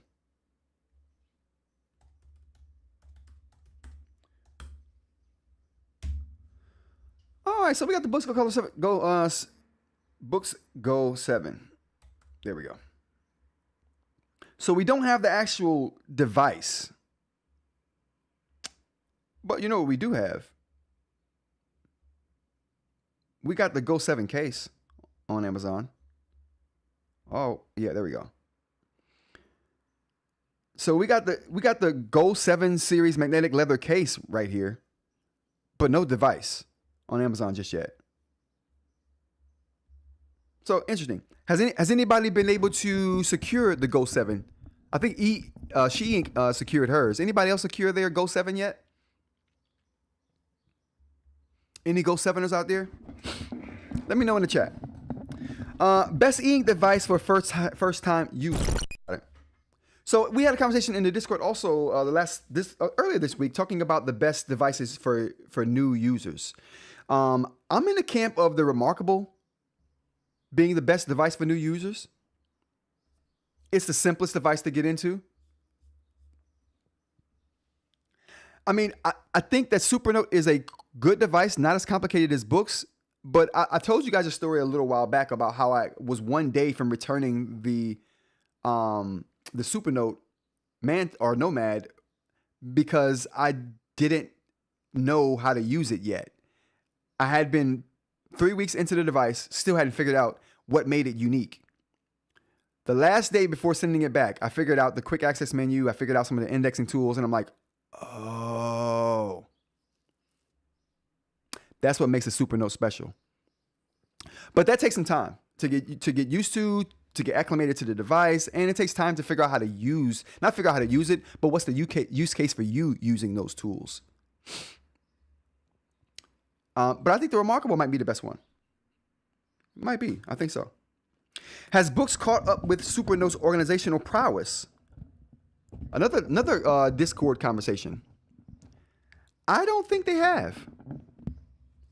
Voya put out a video where he's talking about some of these things to some effect. I'm not sure that Boox has gotten there yet. The outline feature is still janky. Their tags feature is probably the best indexing feature they have on the device. The boxes and asterisks feature is good. They don't index the results, and the search takes too long to be functional. The tags tool is the only tool they have for organization. It's good, but it's not enough. It's just not enough. The outline, I found a use case for the outline a few days ago. I was drawing up some prototypes. So I was drawing up some prototypes a few days ago, and I was like, okay, I have now a notebook full of like 12 different prototype drawings, right? And if you guys know what the Boox platform or landscape is like right now, you know that switching between large pages in a notebook causes some loading problems, causes feathering. You get feathering, okay? You get feathering, and I don't like the feathering. I got tired of the feathering, and I'm like, how can I jump between these different sketches that I got without having to wait for every page to load from the feathering or skip between every page? So I thought, you know what would be good for this particular thing right here? The outline. Because they're pictures and drawings, there are no pages on the words on the pages to really make the outline from. So in that sense, I would have had to create the outline anyway for these drawings. And then I thought, that's the use case for the outline. For when you don't have written words on the page. It's a very small sliver of a use case of a niche case. But that's for me. So I use the outline now. Don't talk trash about me. It's still garbage. It's still not on par with what Supernote does. But at least I found a use for it in my prototype sketches. It's a good way to organize and jump between my prototype sketches without having to use the pages feature. And like I said before too, the tags feature is good, but not perfect. The outline feature helps me a lot with my prototype drawings. So there you go. I'm throwing Onyx a little bit of some bail. I had to shoot Onyx a little bit of bail because I've been talking so much crap about the outline. And since I started using it, I'm like, all right, just let everyone know you're using it. Just don't be a hypocrite. So there, I'm using it only for prototype drawings though. It's trash for everything else. What else we got here? CJ says Nova 2 screen contrast is quite bad. I'm waiting on the Go 7 reviews to make a decision. Yeah, but the writing, I'm looking forward to figuring out what the writing surface is like on that Go 7. I can't wait till she gets hers. She will definitely have hers before I have mine because I'm not ordering mine until they come on Amazon. No games.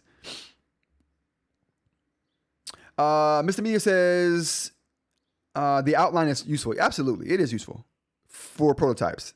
That's it. Mr. CJ says, for my case, because I can't stay organized, Boox is better. But for people who are organized, Supernote sounds better. Oh, no. I am not organized at all, but Supernote is the best choice for me. I am not organized. It keeps me somewhat organized because of the tools it has, but yeah, I'm not. All right, what else we got here? Dasung Paperlike 13K. All right, the Dasung Paperlike 13K, you guys. Let's take a look.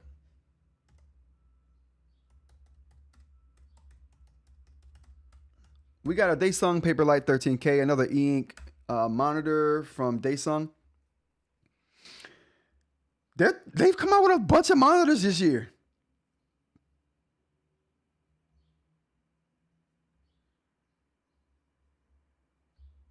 Oh, was it? Oh, we already talked about this 13. Oh, no, we didn't. The world's first 37 hertz monitor. We did talk about this. I thought this was a different monitor, chat. Let's take a look at it anyway, though.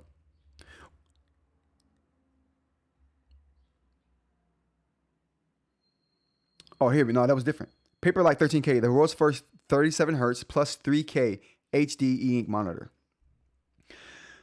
I like it. Discover Dasung, the revolutionary Paperlike 13K black and white screen. It's 13.3 inches, 2300 by 2400 display with 300 ppi.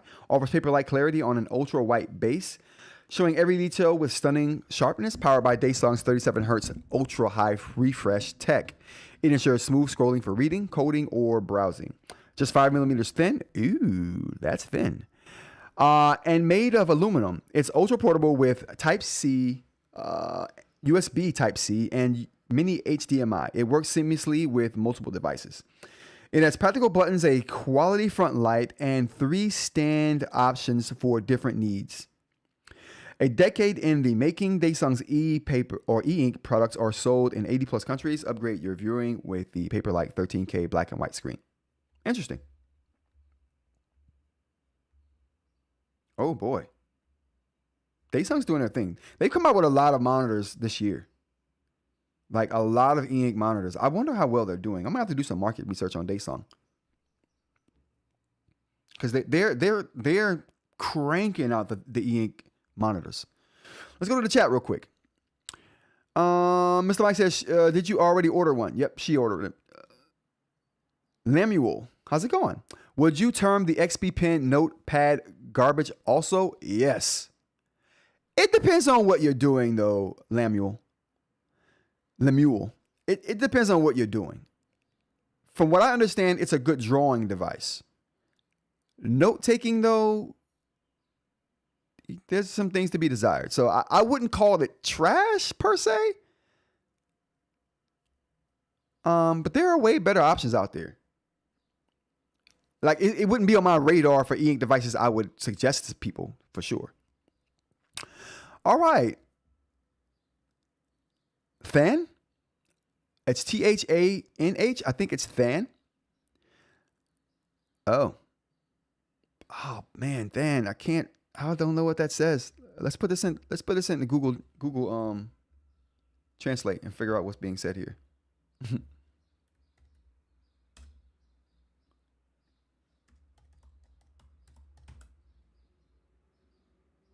Oh boy. Let's put this in a translator. Oh, there we go. Currently, Book's note overview feature is too slow. Yes. Then I agree. Book's note overview feature or their outline feature. Oh no, note overview feature is too slow. Yeah, that's what I'm saying. So basically, Than was saying what I was saying about the notebook feature and how. Let's go back over here. Oops. The notebook overview feature and how it takes so long to populate. And that's why I've been using the outline feature on my prototype drawings. So optimization in Book's devices have gone downhill for me. I'm telling you. And to be honest with you, I've said this on many lives. I would always say I do most of my writing on the GOAT 10.3. That's not the case anymore.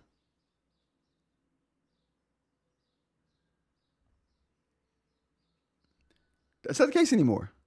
I really am enjoying the Manta for writing things because of the responsiveness. I don't have to wait for pages to populate. The editing is silky smooth. No matter how many layers I have, and I use layers, you guys. You guys know I use layers with my writing. And the Boox platform just has a problem now with pulling up layered documents or layered notes. Even non-layered notes, if you got a lot of them, it's going to have a problem. It's going to have to load. I've never seen a loading screen on the Supernote platform, ever. Like, I pulled up some huge, like, layered files. Never seen a loading icon or screen. Mr. Mike says, so it's basically a Boox Note Max. Word. We're out the software. I agree with that. CJ, problem with monitors is Mac compatibility. And well, price is the biggest thing, right? Let's look at the price of these things. Price will be the big thing.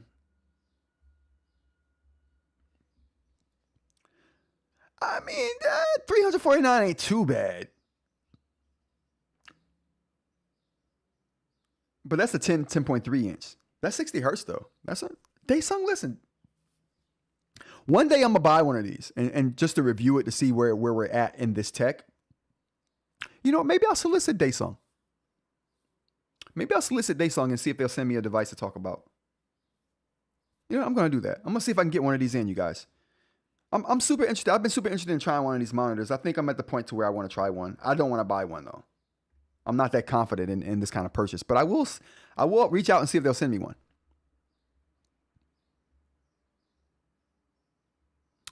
Mr.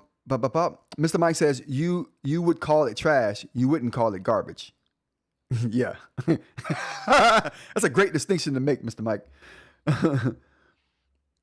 Aaron says Rod has history of calling things trash, then having to go back, then having to backtrack and tell us how he uses it. Listen, I don't mind being wrong, you guys. I really don't mind being wrong. And I'm 100% okay with coming back and saying I'm wrong because I'm always with learning.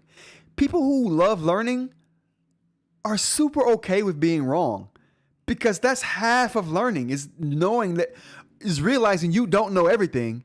So you're trying to absorb as much information as you can. That's me. I am super willing to say I don't know everything. I have very strong opinions. It may sound like I think I know everything, but I don't think I know everything. I'm just super passionate about what I talk about, and that comes across. CJ says we should spam Dasung to send you devices to be tested. Absolutely. Let's get on that. Yeah, let's get on that, chat. Let's get on top of that. If they send you one, you're going to have to say nice things about it. No. This is what I say to the company, and this is why I don't get many things sent to me, you guys. I'm not gonna hold you. This is what happens. This is what happens with me. Tons of companies reach out to me. All of your favorite companies reach out. All of your favorite companies reach out to me and say, "Hey, we'd like you to talk about this. We like what you're doing on your channel." And then we get to the point to like what they want for sending me a device. But nowadays, I think I took a cue from somebody in one of the live streams. When I first started doing a live stream, someone said something in a live that I thought was important, and I did it, and it's served me well since then. I was talking about how I don't get paid to do reviews, and I tell companies I don't want your money for doing reviews, and you know I have super high standards for that. I was talking about affiliate links, the whole nine. Like I just didn't want to do anything with companies. Send me the device, I'll talk about it. You sending me the device is the compensation. But I wrote out a document now. So when companies reach out to me, I don't even say anything. I attach this document, I send it back to them, and then they never reach out back out. I say, hey, thank you for reaching out. This is how I do it. You send me a device, and then you go away. I will talk about it. That's the guarantee these companies get from me. I will talk about it. The when, the how, the where, all that's not up to anyone but me. As soon as they start saying, "Oh, we want you to say this. We'd like you to input this. What time frame do you have?" I say, "Hey, I sent you a letter. All of the details of that you just asked me is in there," and then I never hear back. And I'm okay with that. Well, can't say never hear back, but I mean, like, never hear back from them. But certain companies reach back out like, oh, we're cool with that. Supernote, one of those companies, they're cool. They're like, listen, we're sending you the device because we like what you do and how you talk about it. If you talk about it, fine. If you review it, fine. If not, fine. Enjoy the device. I love that. And companies who approach it that way, I work with them. Maybe and maybe I'll change my mind later on down the road, but right now, that's how I feel about it. And if I ever change my mind, you guys will know. You will be the first to know. But yeah, I have super strong opinions, and I'm willing to admit when I'm wrong, and I'm willing to admit I don't know everything. And when you get someone who has strong opinions, who's willing to admit they're wrong, you get backtracking. But I don't call it backtracking. I just say, hey, I'm reacting to new information, and that's what everyone should be doing. Like, you can't get stuck in how you feel about something and your opinion on something when new information surfaces. So when new information comes out, I adjust my opinion accordingly. Like, I told you guys, I'm not a big Viwoods AI paper fan. I never have been. But this latest update has got me reevaluating my stance on Viwoods because I've got new information to act on. Now they went from being a player in the game that, you're good. You're not a real contender for me, though. Now they're good and are a contender. So, yeah. Mr. Media says, I respect the stance you have with these companies when they want you to review their products. Yeah. Right. That's what everyone should be doing. Everyone can't do that because I get it. Like, some people just want to, they want to grow their channel as quickly as possible. So they agree to all the stipulations that the companies have. We want it, cool. You want to review my video before I post it? Cool. You want to do this? Cool. You're going to pay me to say this? Cool. Like, I don't want money. I do. Like, if companies was like, listen, we're going to pay you to talk about a product and you just say whatever you want to say. Under those circumstances, I would take money. But I don't take money because I know what it comes with. Strings. And I don't need strings. Yeah, I think it's important, Aaron, to share your honest opinion on devices too. If you come here, you're going to get my unbiased, unhindered opinion. And sometimes it's not fair. Sometimes it's not a fair opinion because I'm so passionate about whatever I'm talking about. But it's going to be unbiased, 100%. I don't care about these companies. I care about the products they make. And I don't care about their feelings either. If I say something they don't like, that's why I get the device without stipulations. Because I'm probably going to, even if I like your device, I'm going to talk a certain degree or level of crap about it, period. Nothing's perfect, so. Anyway, let's move on. Fragment. We're on our last thing of the day, you guys. Let's get to this thing. All right. Last thing for the day we're going to talk about eInk related is Fragment, which is a video gaming console, eInk video gaming console. It's text-based. We talked about this a long time ago, but they're now shipping. So let's take a look. Fragment eInk.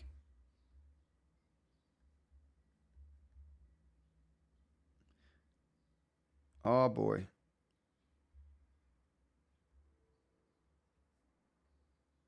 Oh, I didn't spell it right. Fragment eInk device. Wow. Okay, I can't. I don't. How? Oh, it's not Fragment. It's Figment.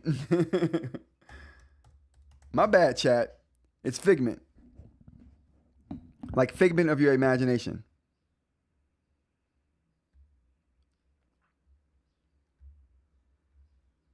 All right, here we go. All right, last one. You know what, though? I haven't seen this device, chat.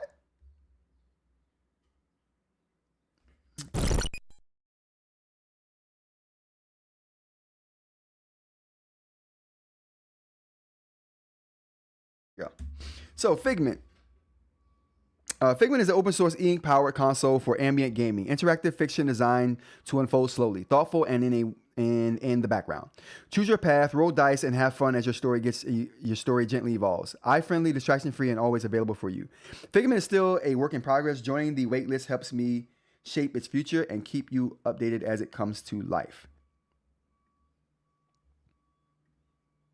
What if we blend these two together?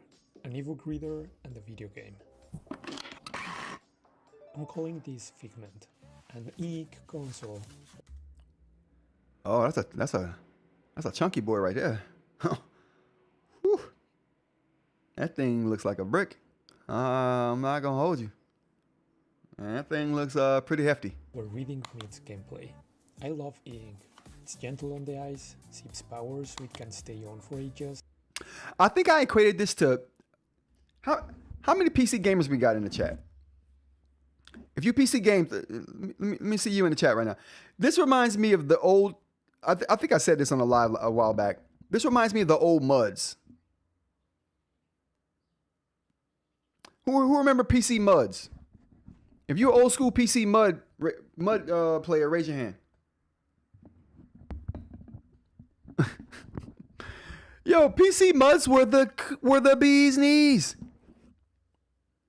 Text-driven stories, open-ended.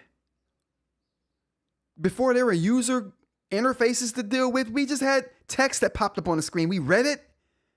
Interactive stories. That's what they were. MUDs. MUDs were the first video games, in my opinion. PC video games, anyway.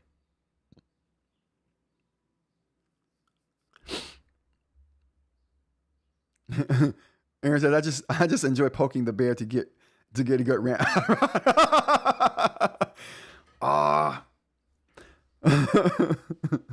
Yes, you do the same thing to Ed. I like it when you do it to Ed. Yeah, so this was cool. So interactive MUDs, I think this is very cool. If you guys remember MUDs, yeah, throw it in the chat if you remember MUDs. CJ says, I'm old enough to know those games. Yeah. Yep. Absolutely. I was going to talk about something on chat too that was along those lines. I forgot what it was though. It was talking about kids in school.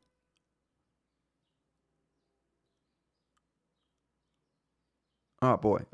Anyway, for anyone old enough to remember, MUDs were a thing, and you got to be older to know that MUDs were a thing for PC gaming because this is before graphics. So that's how long I've been into PCs and PC gaming. I've been into PCs and PC gaming so long that I got into it when there were no graphical interfaces. I got into PCs and PC gaming when it was just text. There were no icons. There was no desktop. There was just command line prompts, and you had to know them. Memorize them joints. Anyway, let's move on. I think that's it. I think that is going to be the show for today, you guys. Wow. 2-hour live. 2-hour live. We doing the old school stuff right here today. Oh my goodness. Yeah, definitely check out the Tech Chopper podcast. Aaron put a new episode out, actually. I was supposed to mention that. Definitely check it out. New episode of Tech Chopper podcast on 2530 Media. Check that out. I was on there a week ago. If you haven't seen that, go check that out. I appreciate that. Thanks to everyone who's joining. Thanks for the chat. Thanks for the first and last time viewers. Thanks to the subscribers. Go ahead and hit the like. Thanks to the likers. If you haven't liked the stream, if you've been here the whole stream, go ahead and hit that like button. If you aren't subscribed, go ahead and subscribe. We do lives Monday, Wednesday, Friday, typically. There's some weeks we get bogged down by stuff, but now I got everything fixed. We're good to go. Monday, Wednesday, Friday, 10 a.m. to kind of whenever. Saturdays, 7 p.m. to kind of whenever, all Eastern times. Yeah. Thank you for everyone for joining me. I hope you guys have a great rest of your week. And until next time, take care.